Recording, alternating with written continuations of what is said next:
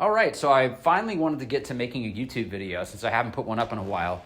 And today I wanted to talk about the plane of rotation and why it's really a dicey concept. Why it sounds good, looks good, but there are some things that you need to be aware of.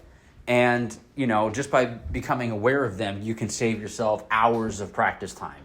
And you can save yourself a lot of hours of possible frustration that comes along with, focusing too much on the plane of rotation. So let's get into it. So you're seeing the plane of rotation concept in motion here. This is actually the original GIF from Paul Nyman, and this is his model of Tim Lincecum throwing. So one thing I wanted to do is here, I'll show you guys Lincecum at landing. So there's the plane, right? And most people, most coaches even, will look at this and say, okay, that's the plane where I landed. My arm slot needs to be along that line. My elbow needs to be lined up there. Or even better yet, like, all right, there's my spine. Everything's just going to rotate around the spine. And it sounds great.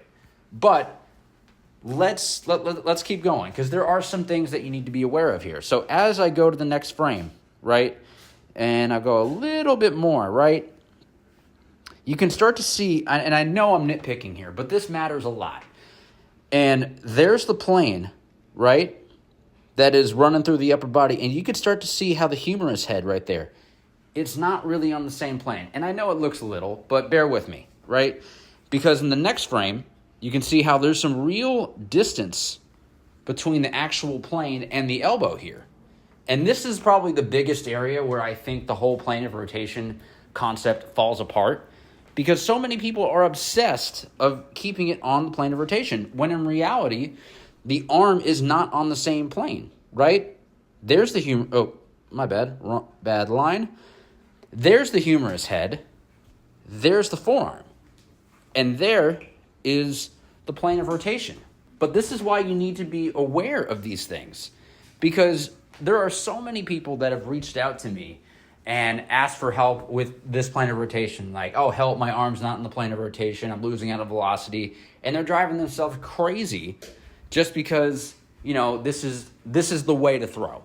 And even in the original GIF, it's, still a little dicey. But, anyways, let's continue. Finally, at release, if I take him just a little bit more forward, right, you can still see how the hand is off the plane of rotation.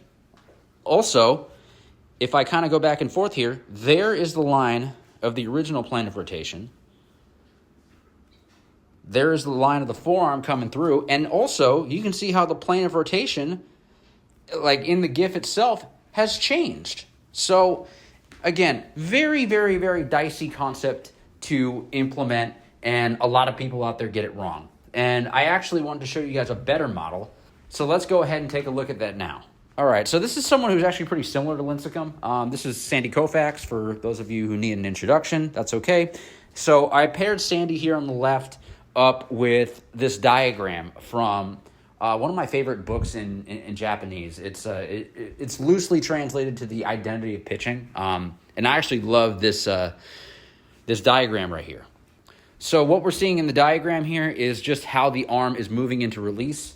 And to be honest with you, this is the closest thing I've seen to, a concept explained in a book, a video, or just someone else's work, and it's actually, close to what we see in real life. So I'll take Koufax forward, and right about here, you'll see how that pinky side of his hand is already facing up, right? And that's going to go along with that picture right there, right? Next frame, you can kind of see how it's still the same pinky side up.